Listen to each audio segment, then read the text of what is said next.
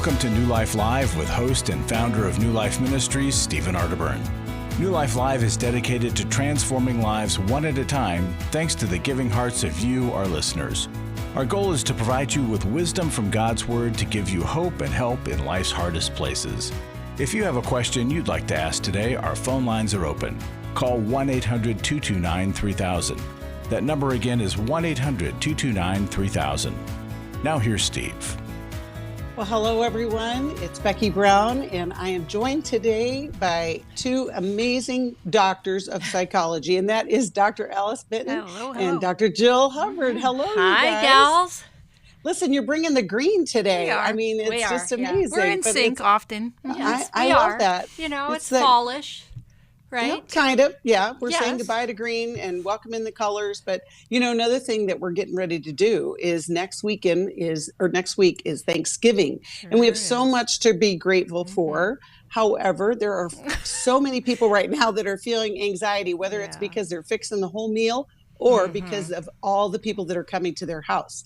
And so what can we do to help people prepare for family gatherings? Because, you know, it's not going to be like the Waltons for many people. For some it is, and we celebrate you. But I know that there are a lot of our listeners, you know, that are looking forward to being together. But there's a whole bunch of them that are just like, oh, I don't even know if I can do it. And while let's just talk about that. But I want everybody to know that they can call us at 1-800-229-3000. We're going to take calls for 2 hours. But Jill or Alice, how would you encourage somebody as they're looking to the holidays, Thanksgiving next week? How do you deal with family?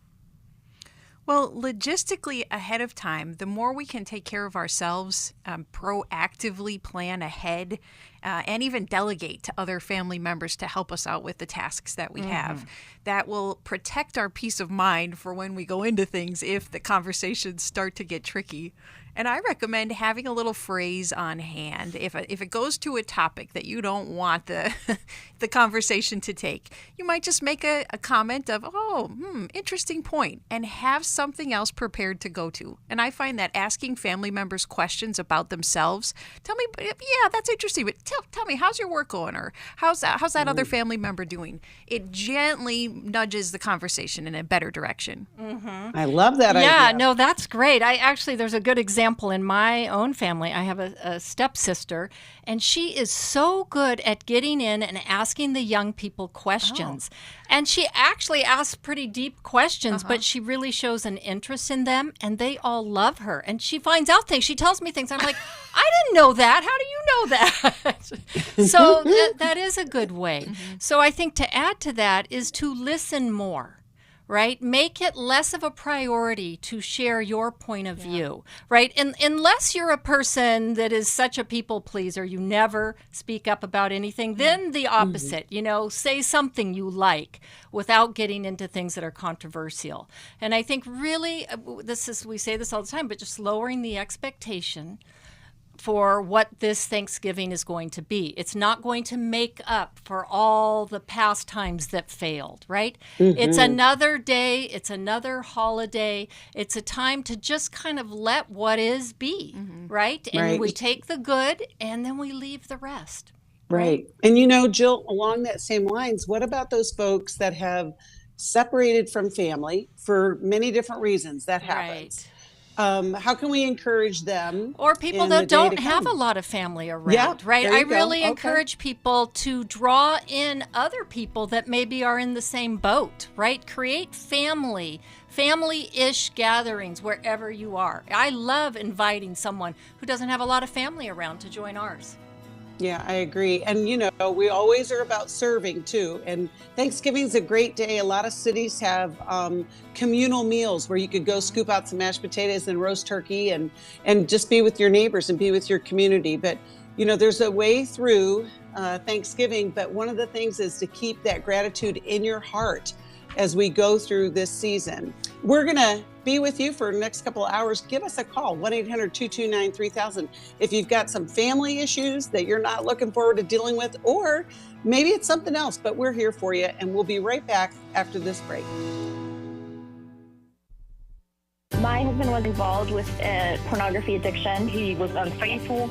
I called the wedding off. He stepped out on the marriage and ended up having a child. The Restore Workshop is designed for a woman dealing with a man's sexual addiction issues. My husband is a recovering sex addict. There were strip clubs, other ladies. If you've been affected by betrayal, an emotional or physical affair, or pornography, the Restore Workshop will equip you with support and tools to help you through. Restore has empowered me and has given me the tools to work through my anger, work through my pain, work through my confusion, and help me realize that I am worthy. Being here and being surrounded by people who get it has given me my power back. The Restore Workshop is coming to Orange County, California, February 24th through the 26th. To register or to find out more, call 1-800-NEW-LIFE or online at newlife.com. Thank you, Restore. You have changed my life forever.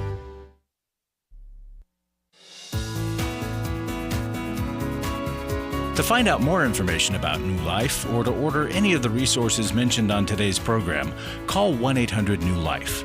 Now back to New Life Live. Welcome back. It's Becky Brown with Dr. Jill Hubbard and Dr. Alice Brown, or Alice Benton. Did I say Alice Brown? I've always wanted to be in the Brown family. Yes, though. you just got adopted. That's it. And I'm so happy you were part of the family. They have great singing, Jill. great singing voices in the Brown family. I am going to Ohio tomorrow. So. Okay, well, see, we're all God's children, and I'm Yes. so glad that you're my siblings.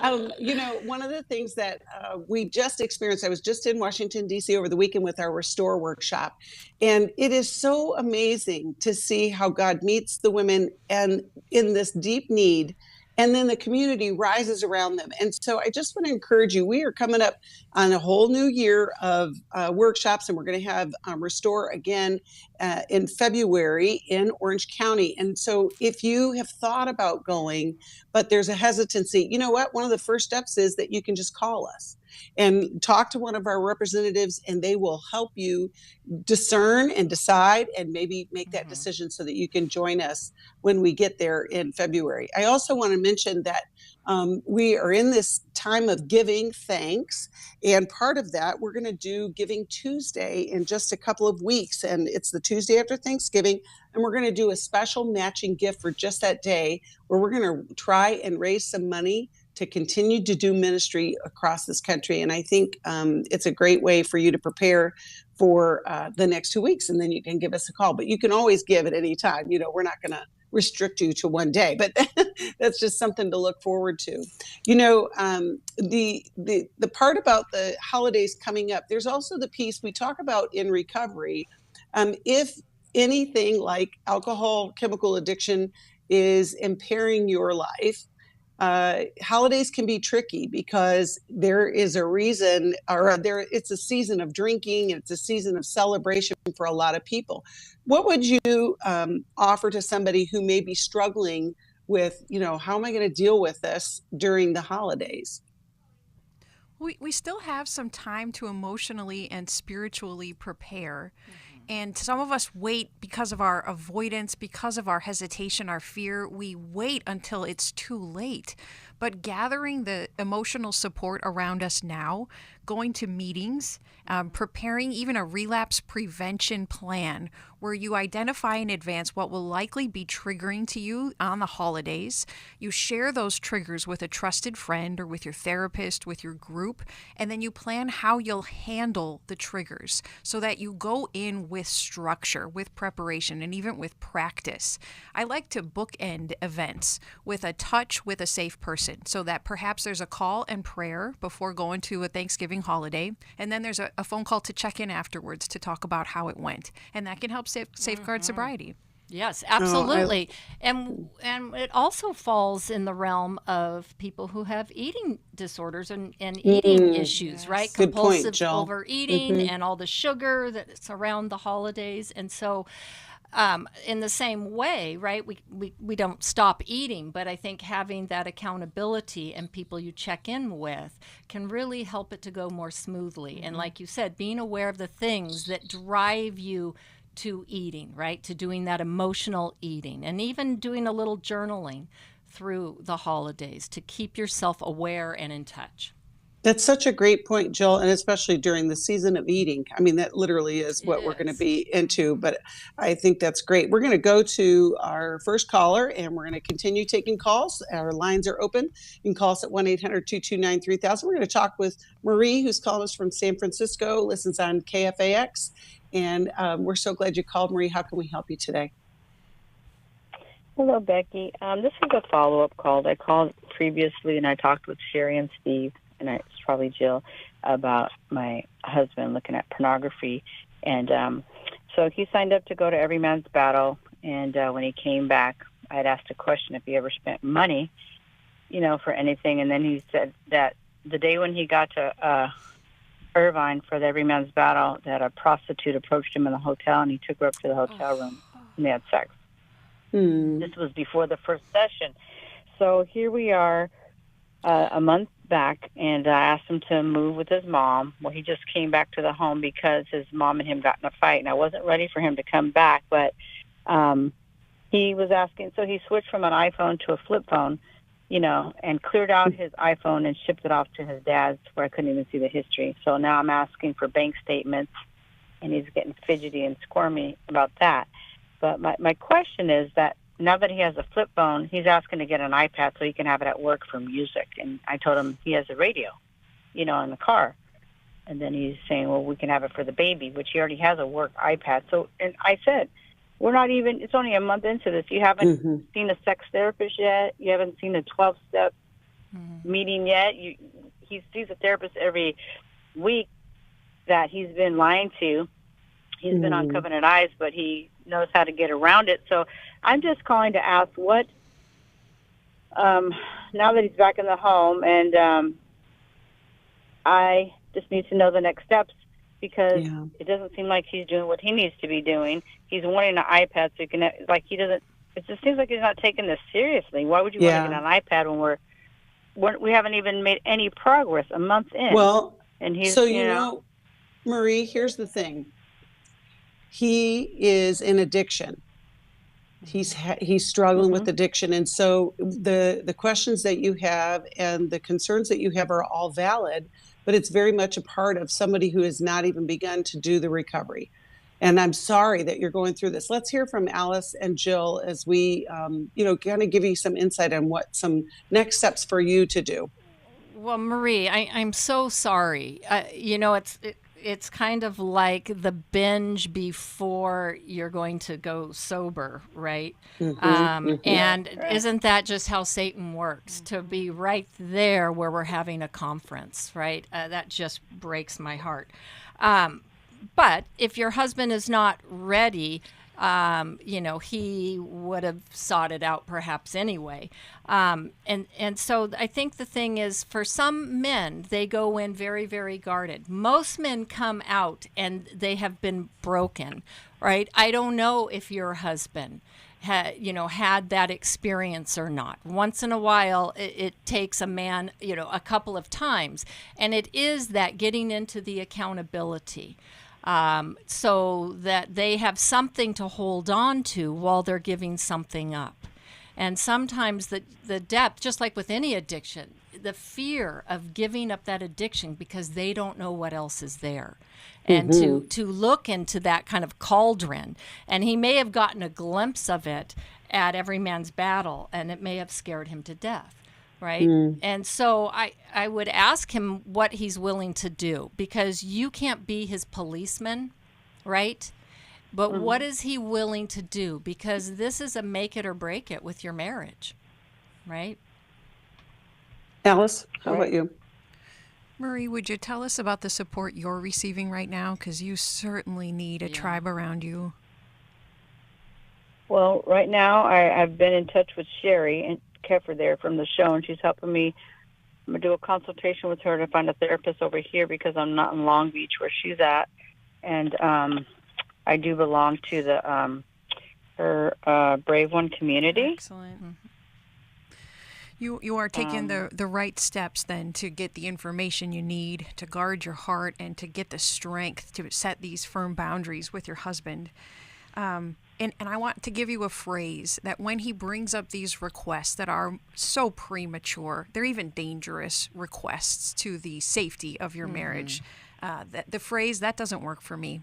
That doesn't work for me. I'm not willing to argue, not willing to discuss it. I'm not even willing to talk about it further. That doesn't work for me. Please stop asking for that. And that can be applied to so many of these things that he's asking you for. When you consider asking him to move out again, or even requiring him to move out because of all these signs of active addiction going on, what are the thoughts and feelings you have about making that request of him again?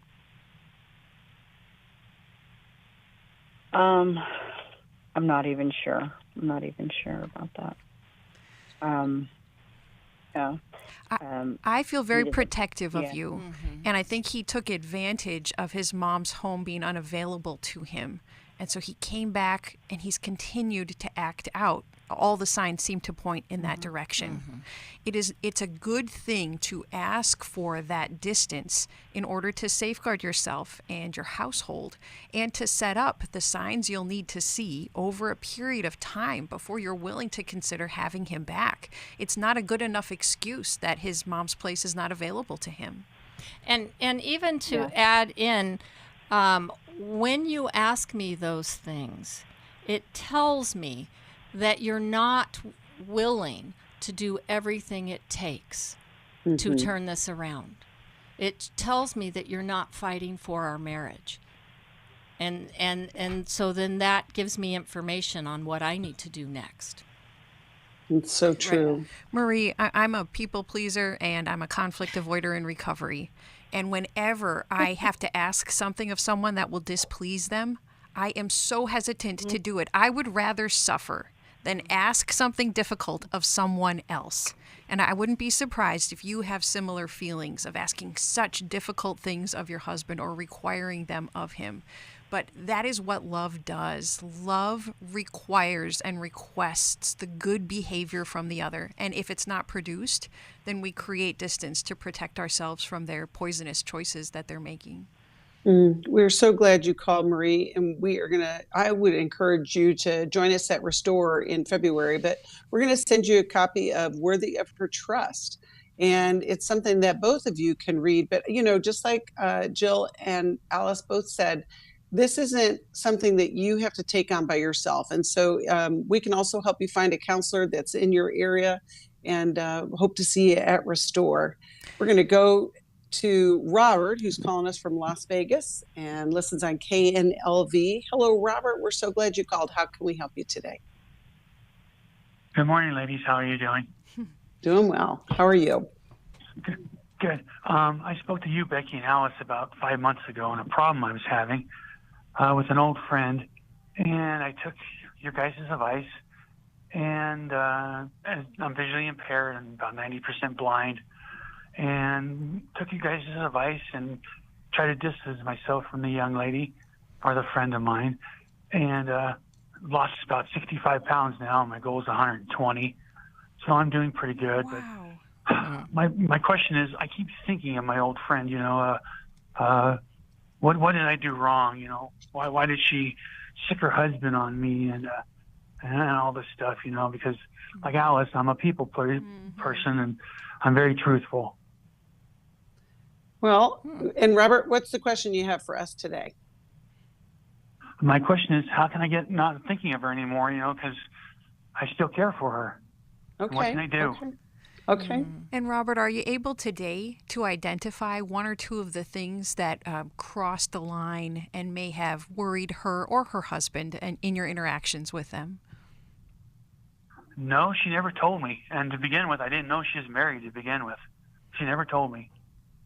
Yeah, I remember, Robert, we talked to you about the fact that this was a very old relationship, and that, 20 years, right, Robert? Like, it was more than that. And sometimes we can get obsessive thinking, and I think that would be the best way to help you get moving forward. So, Alice, Jill, how would you help him kind of move forward from that obsessive thinking about this person in his past? Well, Robert, so this is someone that comes to mind. One of the things is to also look at, what does she represent in your life, right? A lot of times we're obsessed with something or someone because they fill a void that we have in our lives.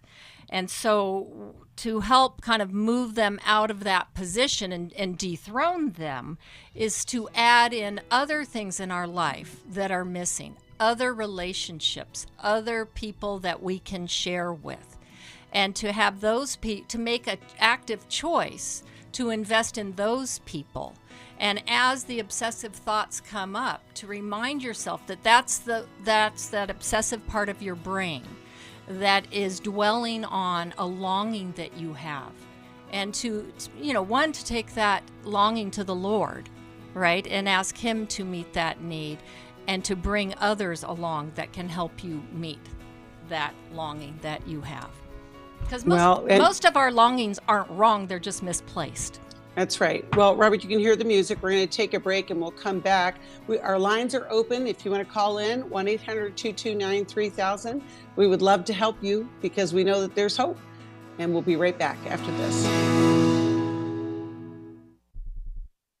It had become very apparent that some of the things I was involved with were taking over my life. In today's world, men are barraged with inappropriate content and images all day, every day.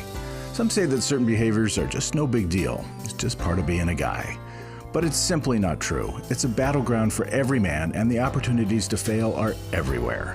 New Life's Every Man's Battle Workshop can help. After 7 years, just one weekend, a completely changed man. For over 20 years, New Life Ministries has been helping men regain their integrity and purity through their one-of-a-kind Every Man's Battle Workshop. He said, I think this is something that every man should go to. Married, dating, it was definitely life-changing. Now the workshop is coming to Dallas December 2nd through the 4th. Don't wait for him to call. To find out more, call 1-800-NEW-LIFE or go to newlife.com. I just can't say enough of what New Life has done for our marriage. 1-800-NEW-LIFE. I was really living a very anxiety-filled life. I did go to Take Your Life Back. That's why I continue to support the ministry with the hope that not only am I helping my own situation, that I'm helping others as well. You can help New Life stay on the air by joining Club New Life today. When you sign up to support us monthly through Club New Life, we'll send you the new member thank you gift of the 1-year Bible for men or the 1-year Bible for women. These Bibles combine the best-selling daily Bible reading format with 2-minute daily devotionals written to create a one-of-a-kind devotional Bible that you'll love. There are also ongoing benefits like the monthly Club New Life CD or download, access to the Club New Life video library, quarterly resources, and discounts on workshops. Call 1-800-NEW-LIFE. Support Club New Life, and together we can help hurting people find help and hope in life's hardest places. Call 1-800-639-5433 to join Club New Life today.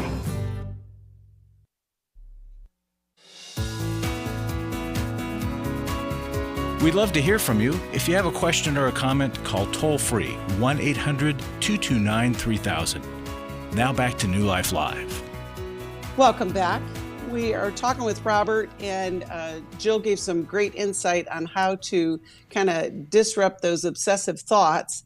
And Jill, did you have anything else before we go to Alice? Because I know she's got some next steps as well. Well, maybe after Alice. Go ahead. Okay, because I know she's got some. Robert, I recall that having lost your sight, having lived with vision impairment for such a long time, that this girl was a connection that you had. And she was someone who understood you, somebody who was friendly to you. And through all those years you were separated, you held on to the value of that friendship.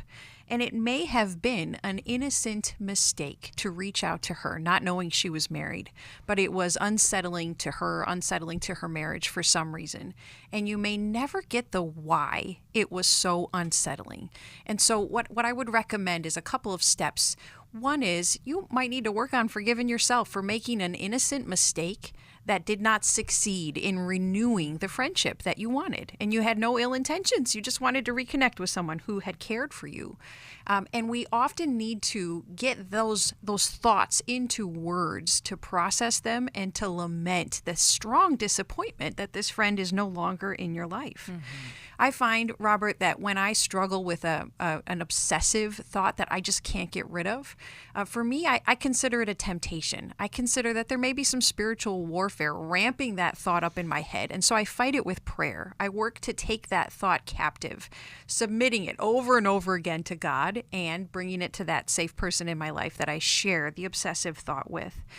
And if I find that I can't conquer it on my own, even with those steps, then I'd consider that there may be some underlying anxiety attached to the way of the pattern of thinking. And the way we treat anxiety is with a therapist, sometimes with medication. Those are good things for you to consider. Lastly, when we are rejected and we don't know what is it about me that I was rejected, we should go to a couple people that know us and ask for feedback. Would you tell me some of the positive things about me? What do I do well in relationship? And then tell me, how do I rub people wrong? I really want to know so I can work on my character. And I see, Robert, I want to praise you that you continue to reach out to us, trying to find the answers. So I see that you care about what's happening, and I'll be praying for you.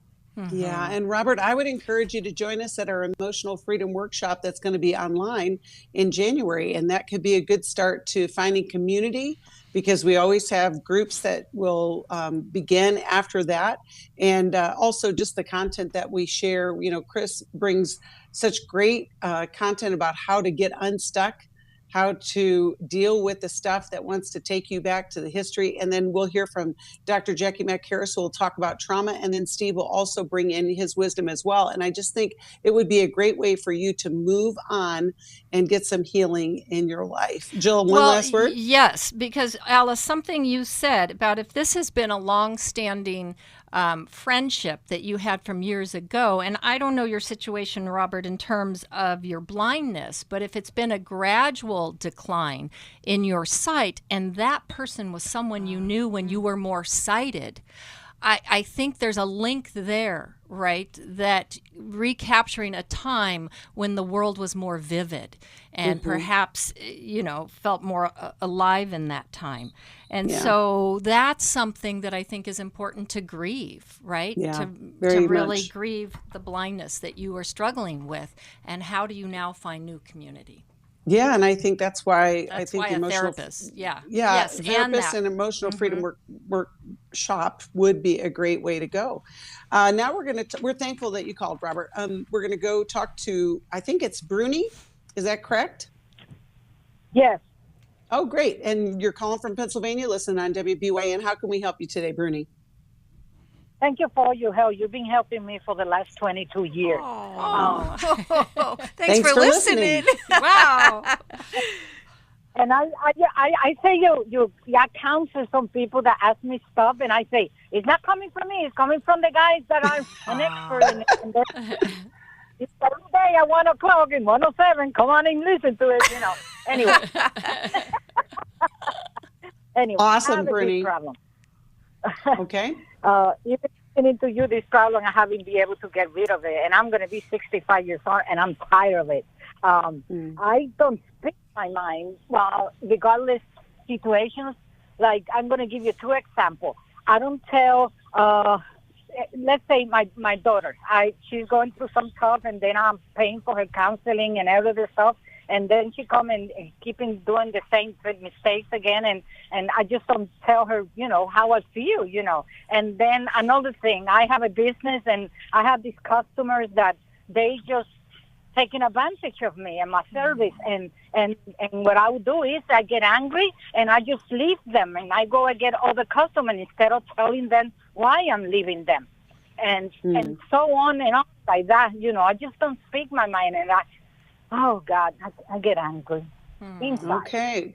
Well, thank you. Well, right. When we don't speak our minds and when something's bothering us and we're avoiding a conflict or we're afraid, of course we get angry and resentful. We turn it all inward and it just kind of seethes inside of us. And so the being able to relieve that is being able to be more truthful with others about how you feel. And it's that speaking the truth in love. So we've got the music, Becky, so we'll come back and expand on that. Yeah, and we still have some lines open that we're taking calls, so you can be like Bruni and dial us up, and we will help you with whatever you're struggling with. 1-800-229-3000, 1-800 1-800-229-3000. It's just that simple. It can make all the difference in your day and in your life. And we are here to help you. And we've got lots of resources, ways to help you and find that new life that you can tell others about and experience it. We'll be right back. For most of my life, I've been dealing with an opiate addiction. Why is opioid addiction quickly becoming one of our nation's biggest killers? Maybe it's because it isn't only those who are addicted who are in denial. We did what I see so many parents do, is it can't be an addiction. There's something medically wrong. It's impossible to solve a problem when you don't know what you're up against, and families will try to find any explanation except the one that will put them on the right path. Alcoholism and drug addiction is a family disease. It doesn't affect just the individual. If someone you love is abusing painkillers, know what you're up against. It's time to admit it's addiction and seek treatment. Call us today at 1-800-NEW-LIFE. We have Christ-centered partner treatment centers around the country.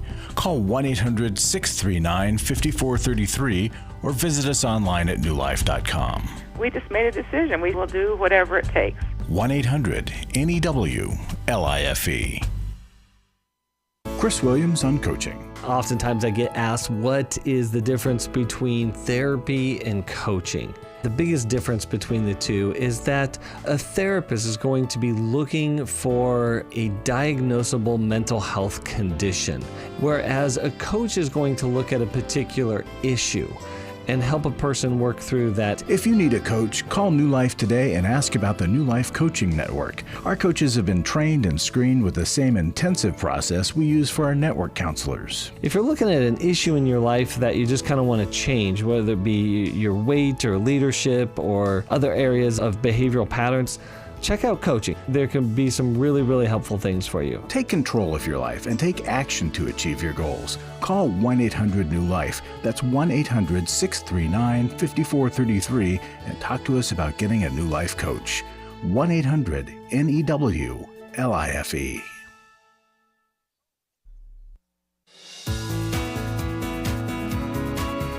We're glad you joined us for New Life Live. To be a part of the program, call 1-800-229-3000. Now back to New Life Live. Welcome back.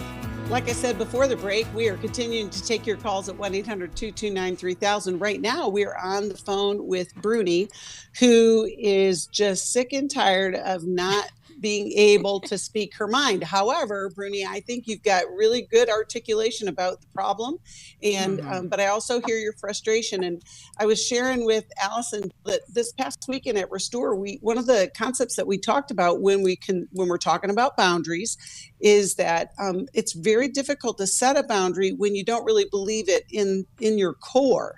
And sometimes we'll set a boundary hoping that the other person will be okay with it. And when they're not okay with it, we back up. And so it sounds like, Bruni, that's where you that waffle. It's like I can't speak my mind, and then people walk over me, and then I get tired of it. And then I really speak my mind and walk away from the relationship. And you're kind of tired of that. Okay. Well, Alice and Jill, you take it from here. Bruni, what? You say, go ahead. I'm sorry. You say speak the truth with love, but that's the point. At that moment, I don't feel love. So I'm not going to speak the truth. Oh, okay, right. But it's like what Becky was saying. It's because you wait too long, in a sense, and then you need your anger to be able to speak. So, Bruni, you're not someone that is void of opinions. You do have lots of opinions. You're really good, like you said, of like sharing about New Life or things that are positive and pleasant. It's when you're going to say something that someone may not like, right? And it's that timidness that comes in because, like Becky, you were saying, it's almost like you're looking for permission from them, and instead of thinking about what works for me and what doesn't work for me. And realizing that the boundary is for you, right? Mm-hmm. It helps. Yeah, but I'm afraid to hurt somebody's feeling. That's well, okay. But here's the thing. Like with your daughter, daughters are tricky, right? And adult kids, they don't always want to hear our opinions, and I have learned that the hard way. And so I think with an adult daughter, you need to be respectful and you need to ask her if she would like some feedback, that you have some thoughts about some things, and that you would be happy to share them with her if she wants to hear, but that you understand if maybe she's not wanting any feedback at this time. Right? So that's an area where you're respecting her boundaries and as an autonomous adult individual, and she's not your child at home anymore, right? When it comes, I'm the best mother ever, and even with her saying that to me, I'm the best mother ever. Why I can't feel the freedom to address some issues. Not only with her, with other people too. Bruni, I wonder, when did you experience anger in a frightening way that maybe even broke or deeply bruised relationship in the past? Oh, I think I've been like that all my life. I just keep it to myself. And where did you see anger destroy or hurt relationship? In your childhood home and in other relationships? I learned to retrieve. I retrieve from everything. When I get angry, instead of finding a solution, I just retrieve. I stop with that relationship or that one or going to that place or to that church anymore, like that. Right. So you cut off. So, Bruni, that was demonstrated for you? Or I'm wondering, when you were a child, did you ever get angry? And if so, how did your parents handle your anger? Well, I was the youngest of 13. So by the time they were taking child of kids. So I just stuck myself in the corner. Okay. So by number 13, I would imagine the others kind of took up all the space. And so the only thing for you to do was to retreat. Because it's like it sounds like you're saying nobody really wanted to hear it at that point. And retreat is a really common tactic for us when we want to please people and we're afraid of upsetting them. But Bruni, the funny thing is, or the sad thing is, we actually end up hurting the people we don't want to hurt when we end relationship with them. Yeah. You're a bubbly woman. You're the best mom. You make an impression on people. And there is a loss when Bruni leaves people's lives or leaves her customers. So the very thing you and I try to avoid by not speaking our upset, we actually hurt the people when we don't tell them what's going on. And so the ways we start to break through that are by identifying that fear that we have. I'm going to upset somebody, maybe I'll lose relationship. Or Bruni, maybe your fear is, if I start to speak my anger, I'm going to get so loud and so mean, I won't be able to control it. You got to identify what stops you. And then, Bruni, we start to practice small, sharing little things that we're worried might displease someone, like an opinion about something small. And we do it with the safest people in our lives, maybe like the daughter that knows we're the best mom ever. And we start to build the truth-telling muscle in safe relationships. Yeah, I love that. We're going to send you... Bruni, we're going to send you a copy of Take Your Life Back. But one of the things that Steve always says, you were talking about your daughter and sharing opinions, he will say, help me understand. Right. And then whatever your decision is. And it's a conversation because like you said, Jill, there's a lot of times our opinions don't really matter to our adult kids. Right. But I want to encourage you on this journey, Bruni, and I'm so glad you called because it will make a difference in your Thanksgiving. That's how we started the show today. We want to have those good connections. Becky and Jill, one of my toughest breakthrough moments of truth-telling, I joined a women's group because I needed relationship to practice this, because I avoid displeasing people as well. And I decided one night, I'm going to share my political opinion in the group. And I was terrified. I was almost paralyzed to share it. But that was a watershed moment for me of being able to share a part of me that I didn't know how people would react with me. So, Bruni, gosh, if I can do that, you can do this, girl. Yeah, I appreciate And you picked a very safe place. Purposefully? Yeah. Purposely. Absolutely. I love that. That's right. Start small, That's right. start safe, and work from there. Yes. And, oh, my goodness. All right. Well, now we're going to go talk to Cindy, who's calling us from Raleigh, North Carolina, listens on Sirius XM. Hi, Cindy. Thanks for calling. And how can we help you today? Thank you. I'm a longtime listener. I've called in before on some of these issues. I'm a middle child raised in a very dysfunctional family, non-saved father, totally dominated mother. and my father put 3 daughters, put us all against each other, put me as the hero child, which I didn't have a good relationship with him, but he put me in the middle, which made my other 2 sisters feel inferior, so they grew up in my shadow, even though I didn't encourage that. I'm the one most estranged from my father.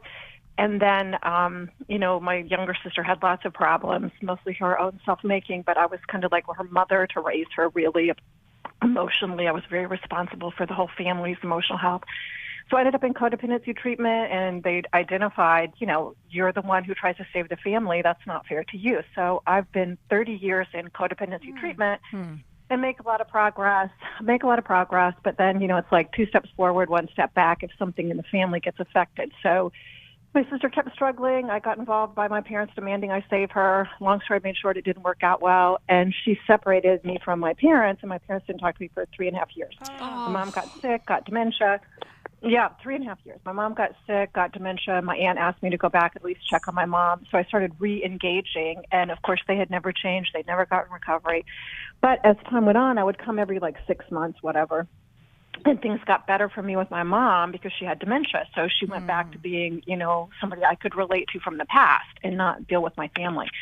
But that created all kinds of problems for my younger sister because she had aced me out.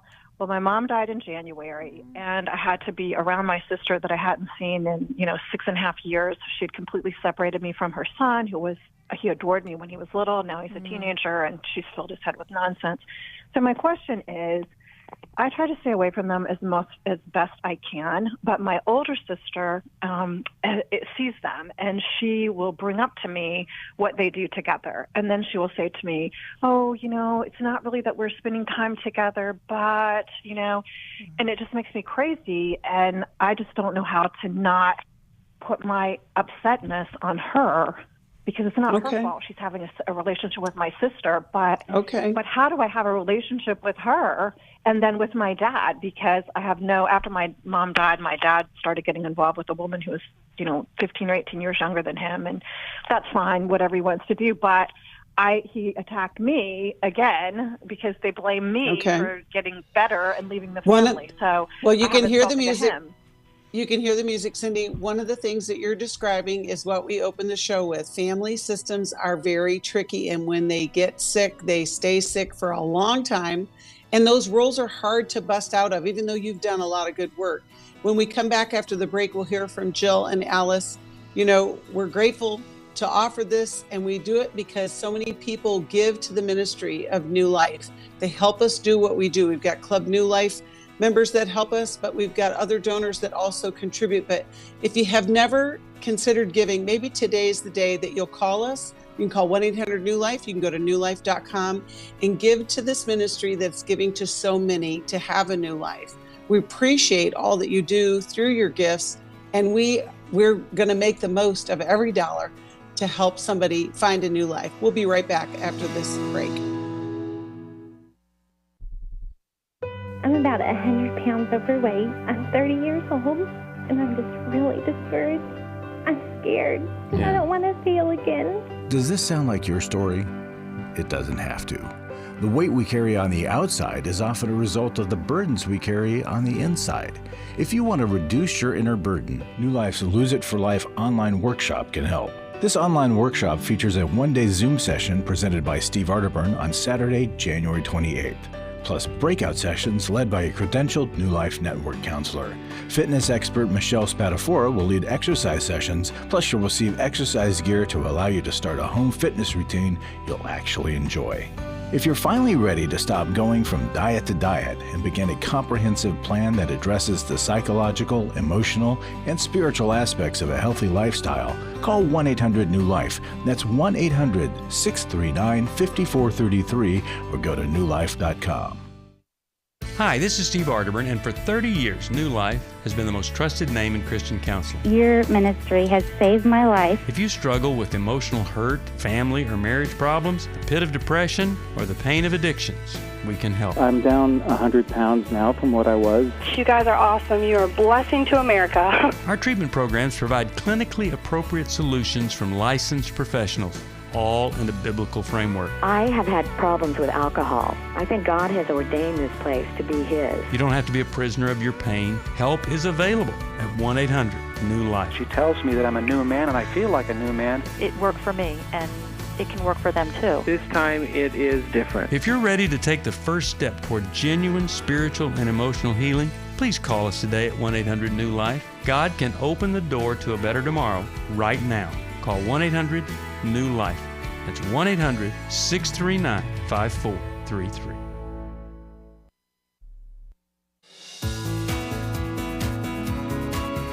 To find out more information about New Life or to order any of the resources mentioned on today's program, call 1-800-NEW-LIFE. Now back to New Life Live. Welcome back. We're talking with Cindy, and we're going to continue taking your calls for the next hour. And we've got folks holding on, and we want you to. And you can call us at 1-800-229-3000. And Cindy, I think we can help you move forward. Jill or Alice, do you want to start? Cindy, when you ask your older sister to please not talk about her interactions with the younger sister, how does she respond? Well, initially she'll act like she's okay with that, but then it's like we have nothing to talk about because, it's like there's this big empty void. And I've tried to say, let's figure out something else to talk about. But eventually it comes back to our family, my sister, my dad, my mother. And we hear years of pain and struggle and conflict. How complex for you. I wonder if it's even difficult for you not to continue working on what's happening in your family. Is your family on your mind frequently? No, I try not to think about them at all. And that, like I said, in 3 years when they didn't talk to me for 3 whole years, it was so hard. But eventually I got to the point where I could say, the Lord has protected me from something very painful. And so when I did get re-involved, it just kind of opened back up. And just and then seeing my sister after all those years and her wanting to act like nothing happened, because she's the one that always acts like everything is great and fine. And she's going off on mission trips, and she's just great. And I just keep thinking, how can you be great when you've created so much problems in our family? And that's the younger sister? That's your younger sister. Okay. So I'm going to recommend some simple logistical maneuvers to make, but I also want you to continue the deeper work of the grief, the anger that might be stirring in you, and the difficulty of the forgiveness process that we're called to, because the ways you're feeling are, of course, the deeper level of what's been happening to you and your family all this time. But on the surface level of conversation, when you speak with your older sister, I want you to go to the conversation prepared with a couple different topics that you might ask her about or that you might share about your own life and what you're doing. And as she has agreed previously to not talk about your younger sister, you'll probably need to strategize with her. This is what I need to do if it keeps coming up, if the conversation about how you interact with our sister keeps coming up. Because I know you're trying not to. It does still come up, right? We both know that. It still comes up. So I'm going to steer us away from that. But I also might need to take a break from our conversation because it almost seems impossible for it not to come up. But it stirs my heart too much. So I've got to take care of myself in this way when you still bring up our younger sister. What would it be like, Cindy, for you to strategize that in advance with your older sister? How do you think she would respond? Well, I think she would say, it's you that brings it up. It's you that wants to talk about it. And it's like, I do bring it up only because I feel like she's hiding all these things about it to be, catty. So I know it's a lot. It's me. I mean, I appreciate 100%. I think that's great what you just said. I will definitely spend time strategizing safer topics and controlling. Cindy, you know what's very interesting. It is. It's funny. We're kind of getting that sense about you that they are on your mind quite a bit and that this does really stir you up. Go ahead, Jill. Well, and with dysfunctional families, they do take up a lot of space because everybody's trying to sort it out and figure out these relationships. And so I think it's pretty normal to over-focus. And so when you're around a member of the family, it reminds both of you of the relationships and how they're not how you wish they would be, or how frustrating they are. And so there's this need that we all have to sort it through. I'm really happy that you are in CODA, because that's definitely a place where you can sort it through a little more removed from the trigger of actually being with them. The fact that you keep bringing it up, I wonder what it would be like if you intentionally did not bring it up with your sister. Like could you do that? I think that I know that's what I think is the hardest part. It's like it eventually is me. Yes. And it's like, why? Why do I keep bringing it up? So what are you wanting? What are you wanting? Are you thinking it's going to go different? Are you looking for answers that you haven't been able to get? Is it some kind of satisfaction? One of the things that we were talking.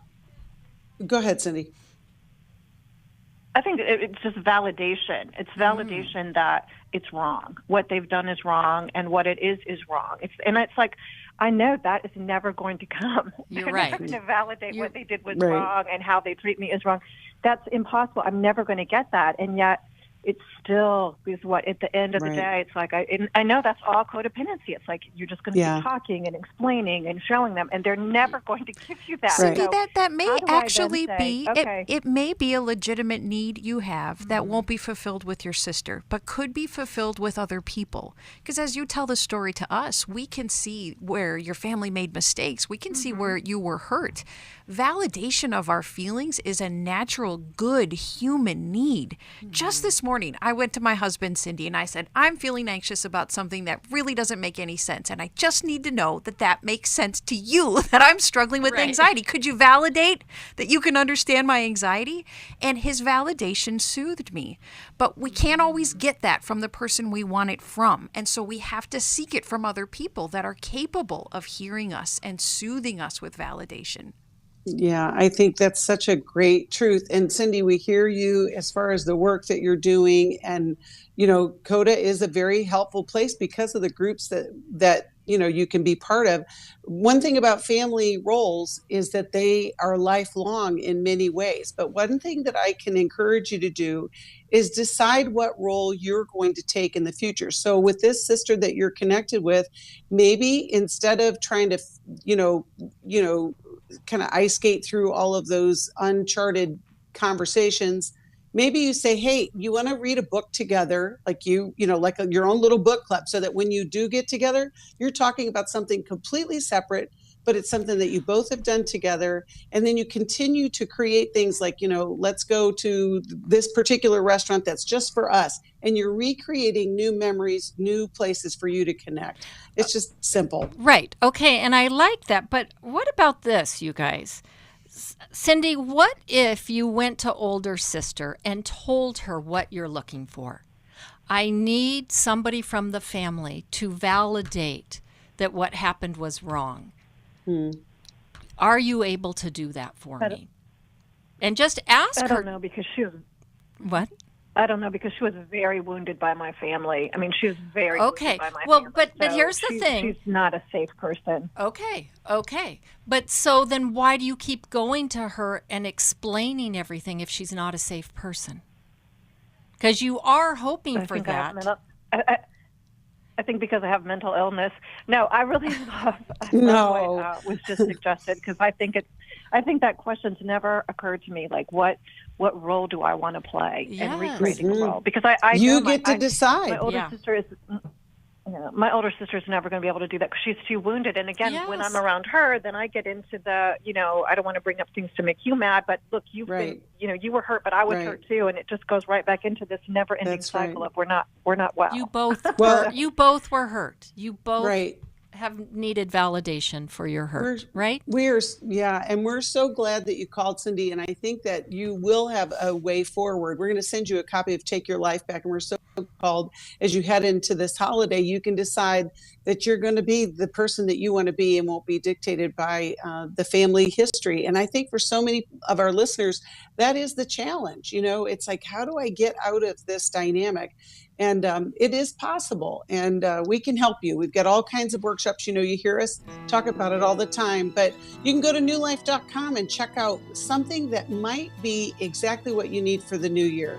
Thank you, Alice. Thank you, Jill, for your wisdom. We're going to continue taking calls for another hour. We've got some folks lined up, but we've still got lines open. Call us 1-800-229-3000, and we'll see you next time. Thanks for listening. Thanks for listening. We hope this program has helped you by giving you insights for handling the challenges you face in your life. We want you to know that we're here for you, but you also need to know that New Life Live is a listener-supported ministry. To make your donation or to get any of the resources mentioned on today's program, call 1-800-NEW-LIFE. That's 1-800-639-5433, or write to us at New Life Ministries, P.O. Box 1029, Lake Forest, California, 92609. Please join us again tomorrow for New Life Live.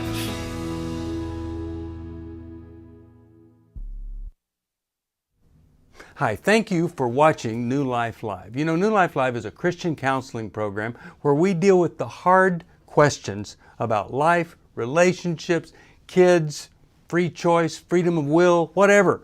It's all right there on New Life Live every day, every weekday, 1 p.m. Eastern, 10 a.m. Pacific.